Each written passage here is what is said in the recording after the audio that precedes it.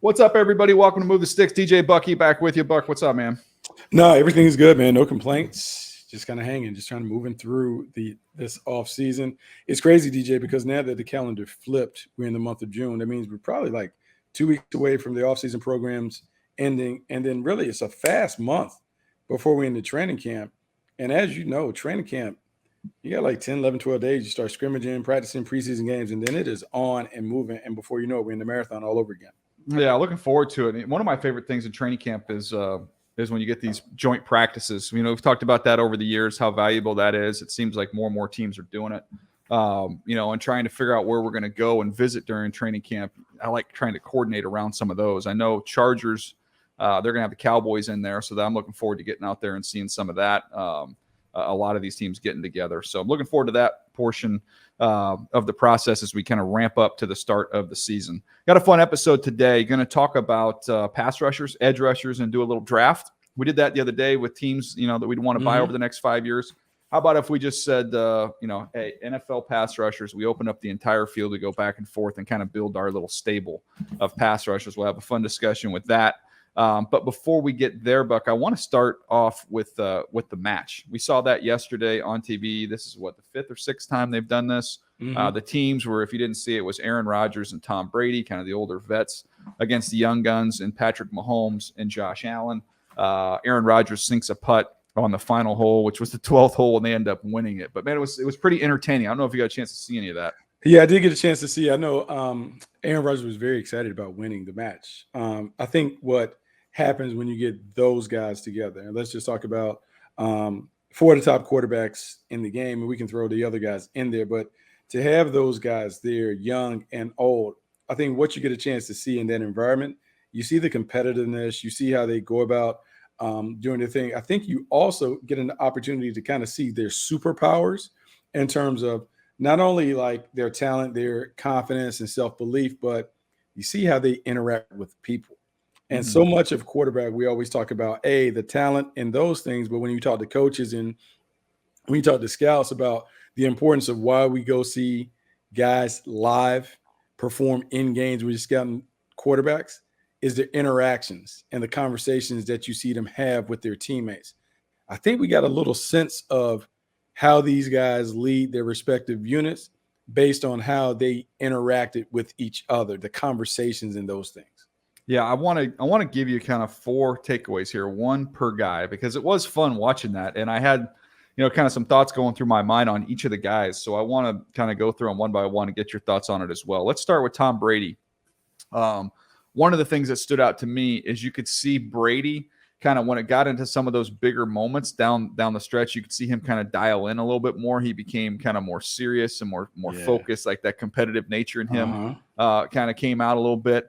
The other thing that stood out to me about Tom was, Buck, is there a more likable guy in the NFL? For somebody, a lot of times you think of likable, you think of fun-loving. He's not like that. I think he's likable, but he still has that incredible fire and kind of dog in him, so to speak. But he manages to kind of have that competitive edge to him, but then comes across as an everyday dude, which is incredible to think about with his accomplishments. Very incredible to think about. It's funny. He gets away from New England and he becomes the likable Tom Brady. Yeah. Right. And part of that is the mystique and maybe the mystery that is everything New England. They don't really let a lot out for public consumption. And so now, since Tom has gone to the Tampa Bay Buccaneers, we're seeing him more out in the public. He has given the public more access to him. And what you now understand and what I understand, I believe is, I see why this guy wins, because he's so likable that I can see why teammates want to play for him. It also explains maybe sometimes when we see the sideline outburst because he's holding his guys to a high standard. You also can see that he can act out like that because he's putting money in the bank in terms of building the relationships that gives him the opportunity to, hey, when I need to ramp it up and I need to kind of go hard at you, I can, because and I know that we're on the good page and we have a good rapport beyond this outburst. I have a better sense of who he is as a leader, which I think is very important. Yeah, it was cool. Get a chance to see them interact with each other. You get a little bit better feel for the guys. You take the helmets off too, which is one of the things in the NFL, and marketing dollars go to the NBA because you see those guys without helmets and you know who they are and they're recognizable. I think that was kind of cool to see that. Second, let's go Aaron Rodgers. Takeaways on Aaron Rodgers from watching that thing. Number one, he's clearly the best golfer of that bunch. Not even close. Number two, I remember a quarterback coach that I had in college used to always kind of use the same mantra over and over again. Like, how smooth can you be? How smooth can you be? Everything you do from your drop. Like, we would watch video of Joe Montana, like going through his drop. And it was like, everything he did was just so smooth. Aaron Rodgers is just, his golf swing is smooth. The way he walks around the course, like everything he does is just really, really smooth and easy. The other thing about him, seeing him in shorts and in a short sleeve shirt, I don't think people realize how thick and strong and muscular he is. Like, he is put together. Like, he is in phenomenal shape. And I think, this kind of look like big wrists, big hands, big calves. Like, he might not be 6'5", but that's a big dude. Yeah, and I think it also shows the evolution of his body from the time that we watched him when he was coming out of Cal, because he was kind of scrawny and skinny at Cal. He grows into this body. And when you play a long time in the league, and when you listen to Aaron Rodgers of late talk about the different things that he's done to put his body in a situation where he can play at his best. Last year, he talked a lot about yoga and flexibility and pliability. We've heard Tom Brady talk about those kinds of things for a while, but beginning to see it, because the biggest thing when we talk about franchise quarterbacks is your franchise quarterback is supposed to be available for all 17. Yeah. Come hell or high water, the expectation is when you have a franchise quarterback, he does everything in his power to be there. And a lot of that work is done in the offseason. And you can tell that Aaron Rodgers has put in a lot of work on his body, in his fitness and conditioning levels to make sure that he is able to play the marathon and be there and to be at his best at the end of the season. No doubt. I think that was apparent when you watch just how he's put together. I was thinking of Zach Wilson, somebody who put on a lot of weight during this offseason, who was kind of loosely compared to Aaron Rodgers, just with kind of how loose he is as a thrower and some of that same smoothness that we're talking about. He tried to pack on some weight as well. So interesting, just looking at how he's put together. All right, let's go Mahomes.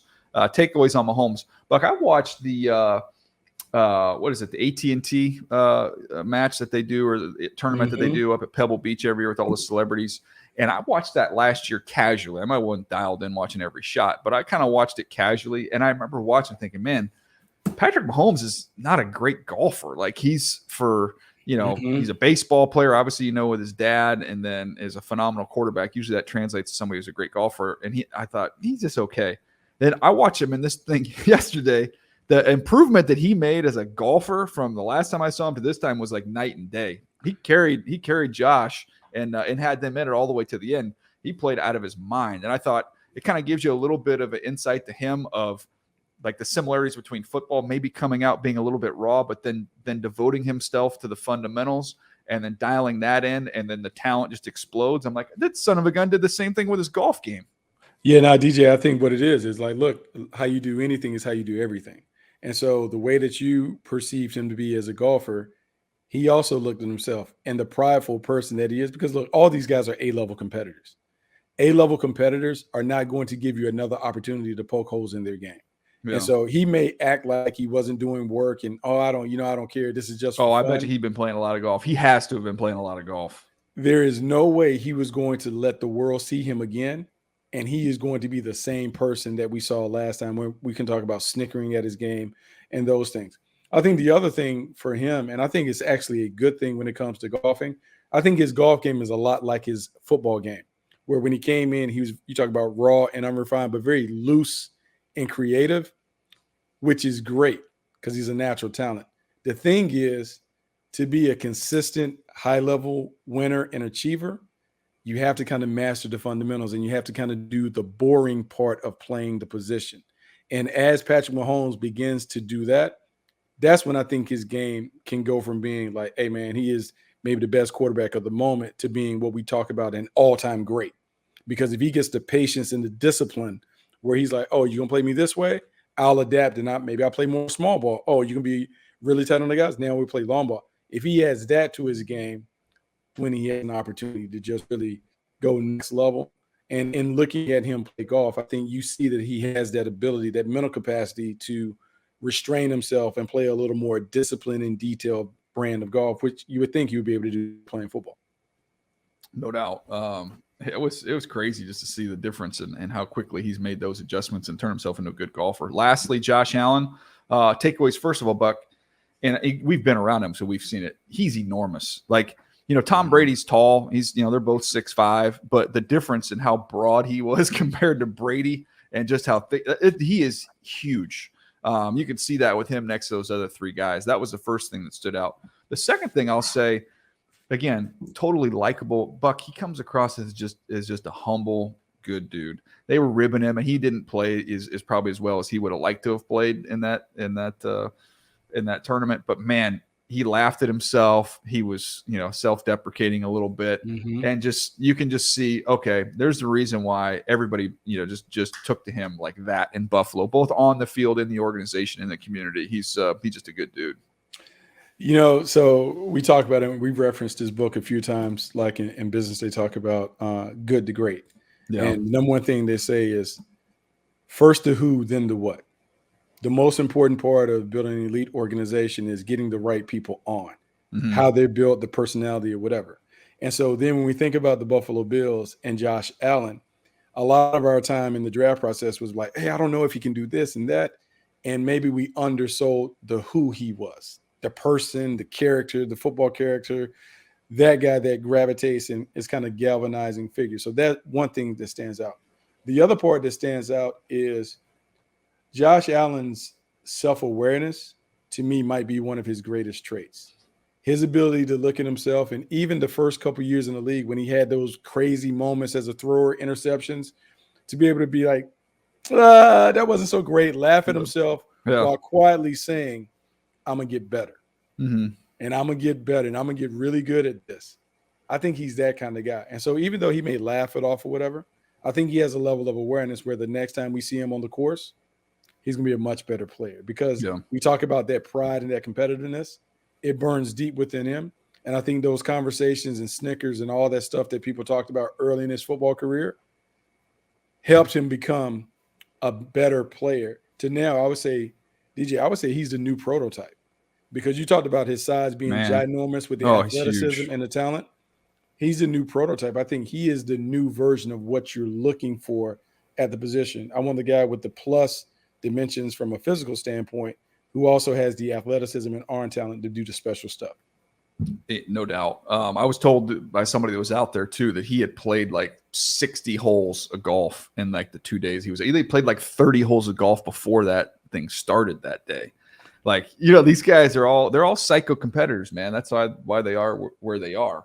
But proving an old lesson that the more you play in that game, that doesn't matter, especially on the day of, man. Yeah, you can wear yourself out. So now what that might have been and what Josh may learn is you can't cram in golf. Like if he's going to do this event, put it on your calendar. You got to do a little bit each day. You got to get better, work on my short game, this, my that, and put it together. Not, hey, I got 72 hours to get great. So what I'm going to do is I'm going to play 72 holes and see if I can figure it out. Yeah. That's a little harder. Yeah, no, but it was fun. I'll tell you what I enjoyed as much as the event itself was the conversation afterwards.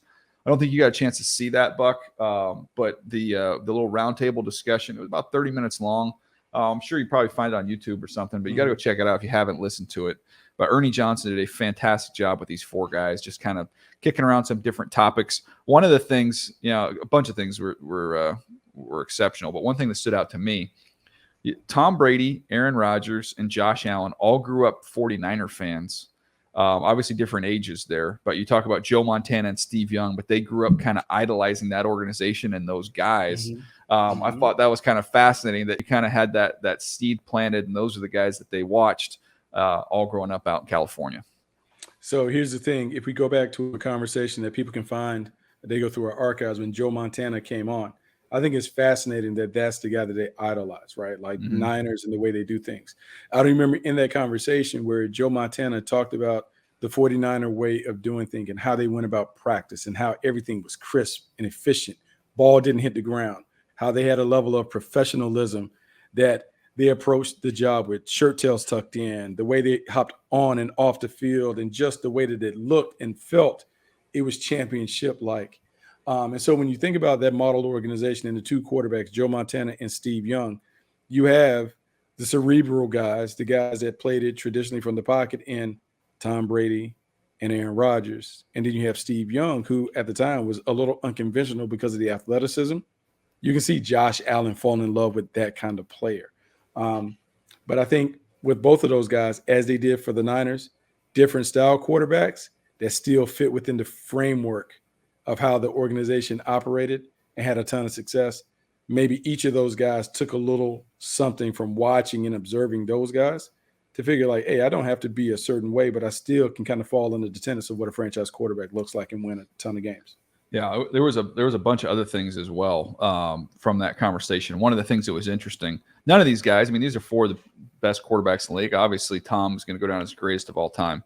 None of them were the top quarterback in their draft class. So there were other guys that were, that were coveted to be, the guys. So you have that kind of chip on your shoulder theme between all of them. It was fascinating. Mahomes, when they talked about motivation, he took a different approach, which probably falls in line with his personality. He said, I want to prove those right that believed in me. Whereas Aaron Rodgers was like, no, he keeps track of anybody who slighted him. And he is about, using that as motivation to achieve. Tom, I think, falls in line a little bit more with that too. It's kind of the two old guys kind of, get motivation from any perceived slights, or they even kind of conjure up this stuff in their own mind. Whereas the younger guys were a little bit more, hey, I don't need the negative. I don't really let the negative stuff. And I think maybe that's the one positive of the social media age that we live in. A lot of it I don't really care for, and I think is harmful. But man, I guess you get pretty hardened if you've been kind of a popular figure, a starting quarterback, and you've had that online criticism that's immediately popping into your feed. Maybe you get a little bit hardened to that more so than some of the old guys who still that bugs the crap out of them.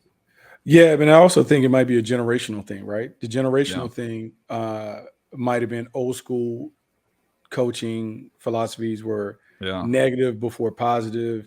What we don't do, you have to do this, or just kind of like a more of a negative energy mindset, as opposed to the growth positive mindset. Like, hey, here's what I do really well. I'm gonna continue to focus on this. I'm going to worry about those who make me feel a certain way, as opposed to those who took shots. And it also may speak to why when we look at those guys on the sideline, it is rare that we see a Josh Allen or a Patrick Mahomes like visibly upset, whereas we see Aaron Rodgers and they Tom lose their Brady mind, kind of carry that. And, look, it can work for each, but I think it might be a lot more stressful to carry the negative energy because it can kind of maybe take you to maybe deeper depths than the other stuff if you have a different kind of approach to it. Yeah, I think you might have hit it there. I think that might be more kind of a generational thing and just how kids are growing up nowadays versus how they grew up and how you derive motivation. I think is kind of a fascinating case study there. Some other things that were interesting, when you're listening to those guys talk about everything, one of the moments of kind of levity that was kind of fun was Ernie asked Brady about why he's going to go into broadcasting, because that was announced. He's going to eventually, when he's retired, he's going to go to Fox. And he said, look, I've had a chance to learn under the greatest coach of all time in Bill Belichick. It was interesting how he kind of went all Patriots like that, talked about learning under Belichick, talked about playing with Hall of Famers, Ty Law, Richard Seymour, kind of on and on about the guys he played with there in New England, and said, when you get a chance to go on a Friday to a practice and be able to, be with Josh or Pat, and maybe show them some things that help me and maybe kind of share the game with them. He said, the game has given so much to me. I want to be able to give back to the game. And Aaron Rodgers said, yeah, man, you sure are getting paid a lot to give back. Huh? Has anybody ever got paid like that to give? It was a great line. It was really funny. But he kind of zinged him on that one. But I thought that was kind of cool. Think about these young quarterbacks having a chance to tap into the experience and the wisdom of Tom Brady. It'd be pretty awesome. No, I think it's great. I also think it speaks to who he is, right? We had the conversation, and it's a little bit unfair, but we'll use the Ryan Tannehill, Malik Willis conversation as a jump-off point when we talk about mentorship. And, I think the thing is, as you get older in the game, there's a part of you that if you really love the game, you always want to see the game in a better place down the line. And so part of your obligation is to share and pass on knowledge and information to help others get better and carry the ball even farther than you carried it in terms of over the goal line. And I think where Tom Brady is now in the twilight of his career, he is at that point. Now, to the point where we talk about Ryan Tannehill and Malik Willis, the younger Tom Brady might not have been evolved to that point when you have Jacoby Brissett and Jimmy Garoppolo and those guys to directly give and share of the information. But I think it is telling because when he talks about his broadcast career and what he's been exposed to, let me make a disclaimer. You and I are not on that level in terms of the greatest of all time, like what Tom Brady's been able to do on the field. However, I think we both have been given opportunities to learn football from higher level people that they would consider. Ozzie Newsome's one of the greatest evaluators of all time. I can talk about like Ron Wolf and some of those other guys.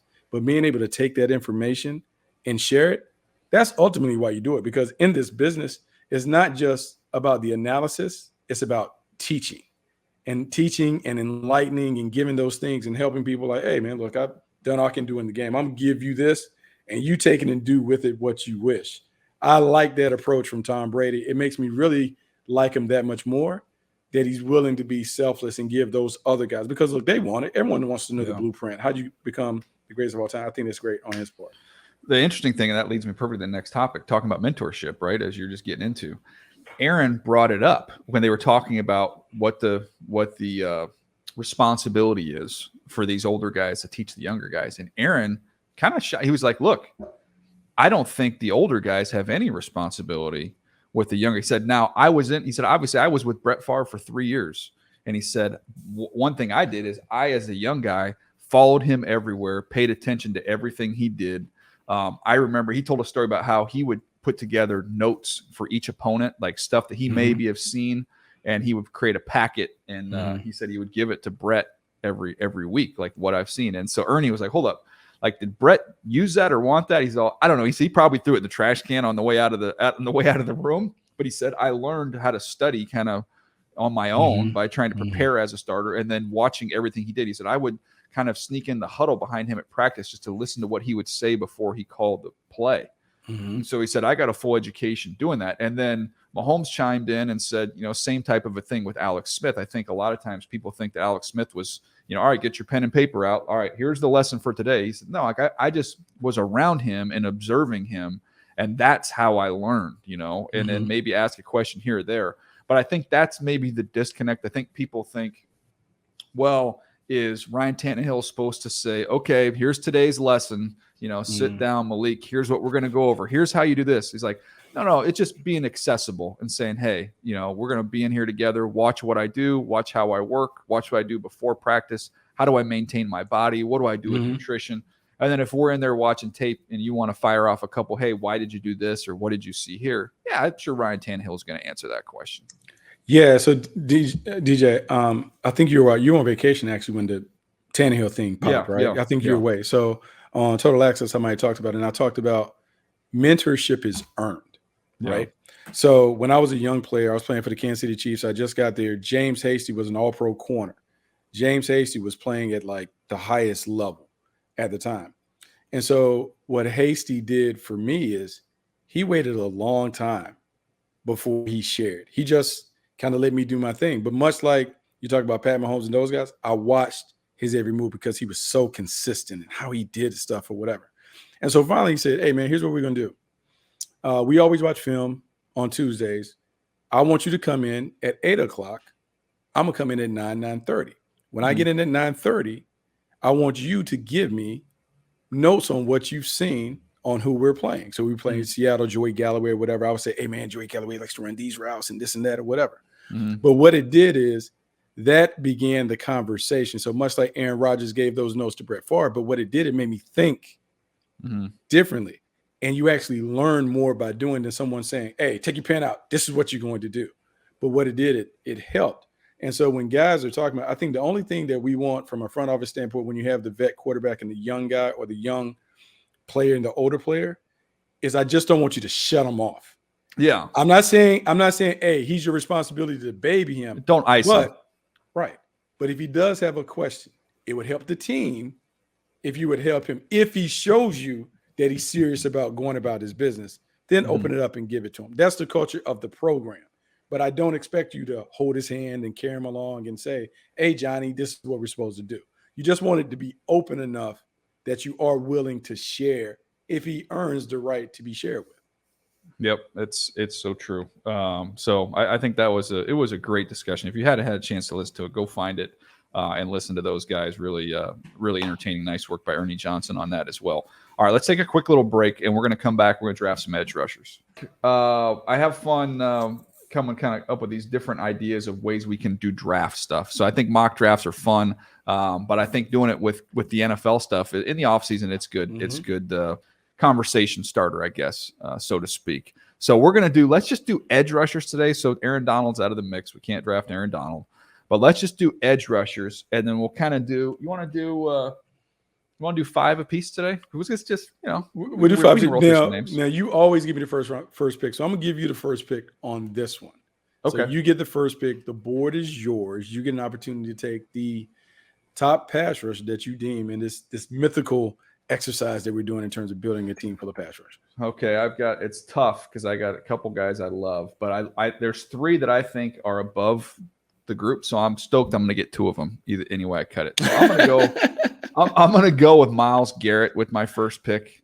I don't even want to mention any other names. I'm just hopeful that somehow I'm going to get my next guy on the list. But Myles Garrett is the prototype. The size, the length, the get off, the bend, the power. He has everything. So. He's out there and healthy and on the field. He's somebody that completely take over and dominate football games. So I'll go with Myles Garrett with my first pick. I like that. I am not surprised. You've been a huge Myles Garrett fan from the time we cast eyes on him when he was at Texas A&M. Look, he's a freak show. He's a freak show because he's the prototype, right? Like we all want the guy that can leap buildings in single bound and do all the things that he can do as an athlete. And so I am all about Myles Garrett. I will give you that. My number 1 pick is going to be a little different because I don't think this guy is the prototype, but I don't believe that you can ignore the production from TJ Watt. Yeah, that's TJ Watt over a 5-year period, 72 sacks, 22 forced fumbles, right? So DJ, when we think about the game and we always talk about closers and can you close the game out and can you make the play when the play is there to be made, when you need the play to be made, TJ Watt is proven that. And when you go and you just look, and I'm just thinking about how he's able to do it because did you remember the question when he was coming out? He's a bit of a one-year wonder. Like his production his final season at Wisconsin, he's like, I don't know. Is he really a first-round pick? And then 4 seasons where he has well over double-digit sacks. Last year he ties Michael Strahan's record. And you just see the energy, the relentlessness, all of that, the effort. He just is great, plus with the technique. So I'm going to take him. He is my top pass rusher. That's who I'm taking. All right. That was my debate there with the number 1 overall pick was going to be TJ Watt versus Myles Garrett. I watched TJ Watt's sacks the other day. I went through all of them. Not a lot of freebies in there, Buck. I mean, it is every which way possible. It is speed to finish. It is working with power. It's counter moves. I mean, he's got everything. He can really bend. His story reminds me so much of Clay Matthews, where everybody, and you're probably in the same boat I was, we all loved Clay Matthews, but it was like we felt like we loved him, but because of kind of maybe the limited production or role he had at USC, like you could only push him up so high. And so you pushed him up and he ended up going kind of late 1, and same with TJ Watt. And then at the end of the day, like, man, if I would have just given him a grade based off of the skill set and then thought that this was going to come together, everything was there. You could see everything. It was just maybe the numbers hadn't followed him at that point in time. But sure enough, I mean, gosh, Clay Matthews had a great career, and TJ Watts is taking that to another level. So that's a good pick. All right, my second pick, I'm going to go Nick Bosa. Ooh, I'm not surprised. So Nick Bosa is the best leverage rusher in the NFL, in my opinion. He just gets underneath guys. You see how powerfully built he is in the lower. But Buck, when he's out there, again, he's another one you've seen. My thing with pass rushers, can you take over a game? Can you close out a game? You mentioned being closers. I've seen this dude do it. I've seen him take over playoff games. I've seen him take over big games. He's a nightmare to block. So I'll go with Nick Bosa. Oh, DJ. So now I'm stuck, right?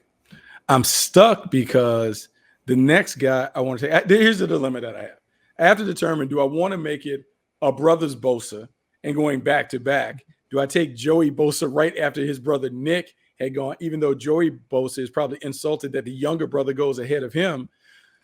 or do I go elsewhere? I'm gonna go with Joey Bosa because the age is the difference to me. He's 26 years of age. He is a guy who has proven to be like a technical marvel when it comes to being off the edge. Injuries have gotten in the way and kind of impacted some of the production. But look, 4 of his 6 seasons, he's been in double digits. You see him each and every week and the impact that he has on the game. And I just can imagine when he has had the opportunity to play what I call a credible threat on the other side, he dominates the game because then he sees maybe more one-on-ones. Joey Bosa, Nick Bosa, both of them, obviously, like it's the family business. He is my second. I'll take Joey in that one. Yeah, I can't wait to see what he does this season with Khalil Mack on the other side. And if he's out there for 17 weeks, you're going to see big numbers from Joey Bosa. So I love that pick. I'm going to stay in the division, Buck. And I'm going to go with Max Crosby with my next one. Ooh. Max Crosby, and I see that doing the Charger games up close and personal here. He's a condor, man. I think that's what Baldy is referred to him as. But he is so long. And just has a real knack to finish. So he hits you with that long arm. He can separate from you, create some space, and then close and finish as well as anybody. I think Max Crosby's really is as talented a rusher as we have in the NFL right now. So I feel good getting Max Crosby round 3. Okay, so I'm going with it. I like Max Crosby, and I think he is really going to be the beneficiary of the guy that I am taking, the arrival of Chandler Jones. Okay. Chandler Jones forces me to kind of go outside of my normal comfort zone because he's 32 years of age. That said, guy has well over 100 sacks. He has 33 forced fumbles. When you watch him play, man, it doesn't seem like Father Time has caught up with his game.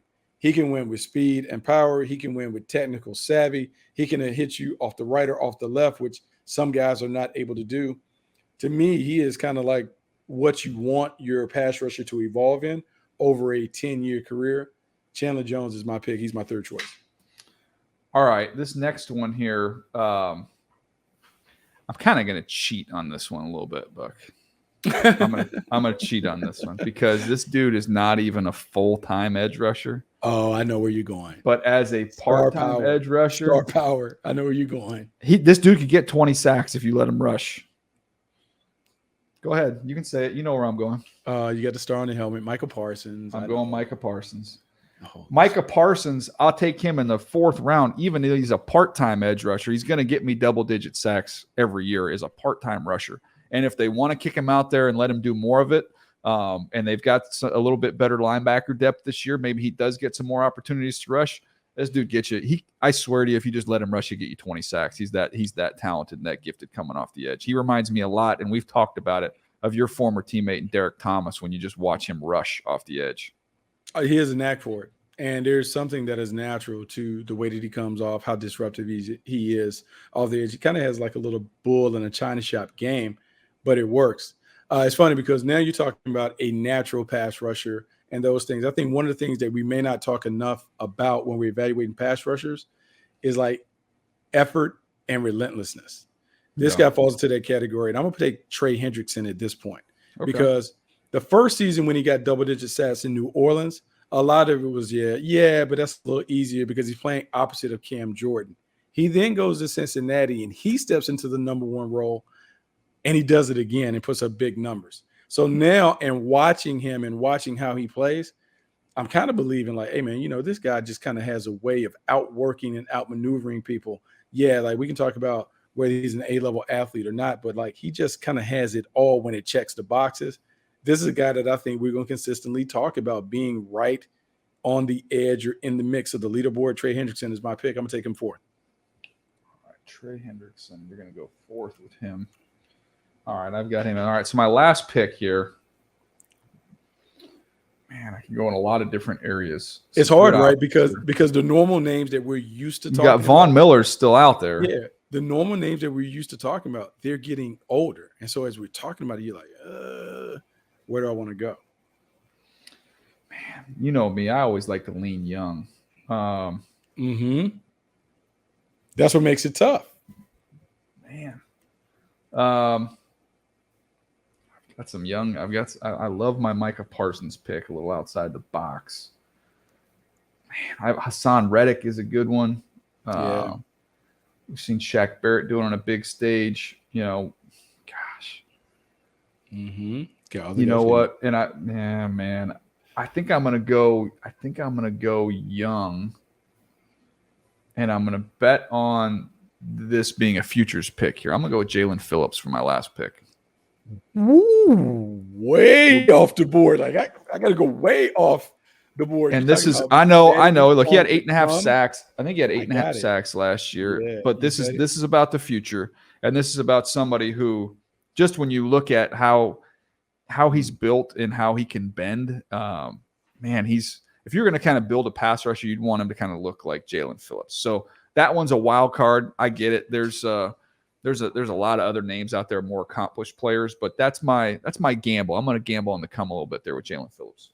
Yeah. So look, you're talking about gambling on the come. You're talking about the young guy who has potential and those things. And here's where we're at, right? Because now we're rattling off 10 top pass rushers. You're now in the mix of, do I want the old guy who might be in the twilight of his career and maybe beginning to come down, or do I want to bet on the young guy who really has kind of shown flashes? Cam Jordan's still out there too. Yeah, that's another flashes another of good being one. able to get it. But then, like, when we talk about Cam Jordan, we're like Robert Quinn.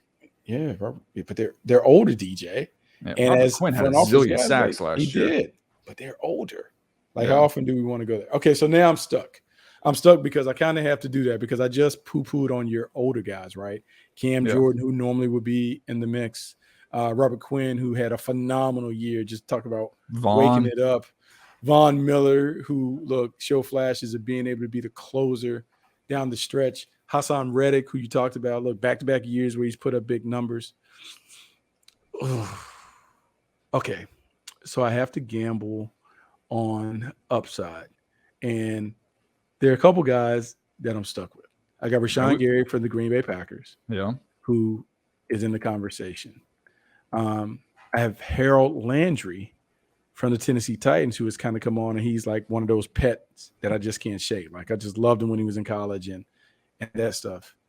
But then, there's another name out there, by the way, who's coming off of a very down year, who's a young player who was phenomenal as a rookie. And who's that player? I don't know.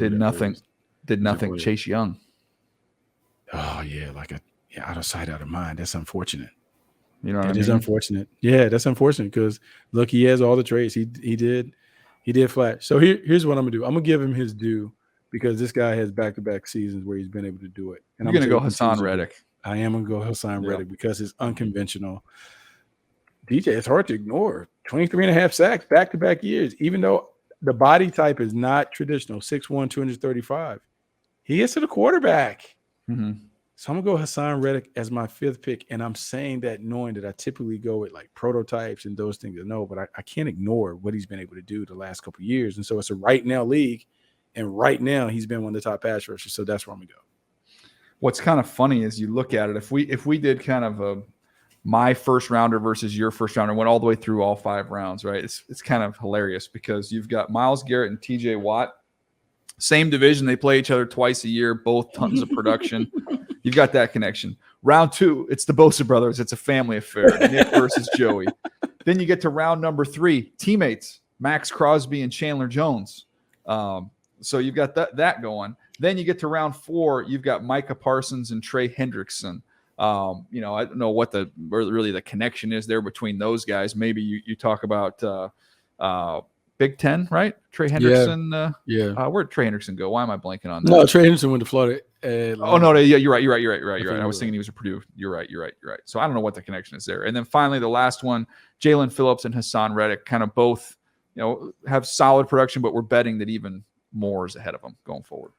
Yeah, it's tough because literally I wanted to think about the young guy who could really pop and explode. And it's tough because the guys that we're getting to now are more of your one-year wonders. There'll be some conversation about Brian Burns, but we talk about some of that production coming on blown assignments and those things. Matt Judon was a guy that I considered, had a big year for the Patriots, but I don't know. Like, we haven't seen a guy for the Patriots do it back to back to back since Chandler Jones. And so As we go, I'm sure they'll let us know. Brian I'm sure Burns they'll is an hit us on interesting one Twitter. because we'll get hit on Brian Burns because the sacks have been there. But you go look up win percentage on him. Like just he's actually beating a block. He was like, I don't even think he was in the top 100. Like, I think he was like 101 or something like that. And I think we've been there, done that. There's a lot of sacks on air there. But anyways, that's what we came up with. I've got Myles Garrett, Nick Bosa, Max Crosby, Micah Parsons, Jalen Phillips. You've got T.J. Watt, Joey Bosa, Chandler Jones, Trey Hendrickson, and Hassan Reddick. A fun exercise there, Buck. Anything you want to add before we roll out of here? It's been a fun one. No, it's been a fun one. I like doing these things. I think what it made us do right there with the pass rushers made us really look. It's one of those things, DJ, we talk as scouts. You need to look and see who's playing in the league. When you look at the list, some of the names at the top of the list are not the names that we've been talking about the last 5 or 6 years. New guys, new energy, new blood at pass rush position. Yep, there you go. All right, that's going to do it for us today. Hope you guys have enjoyed it. Hope you have a wonderful weekend. And we'll catch you next week right here on Move the Sticks.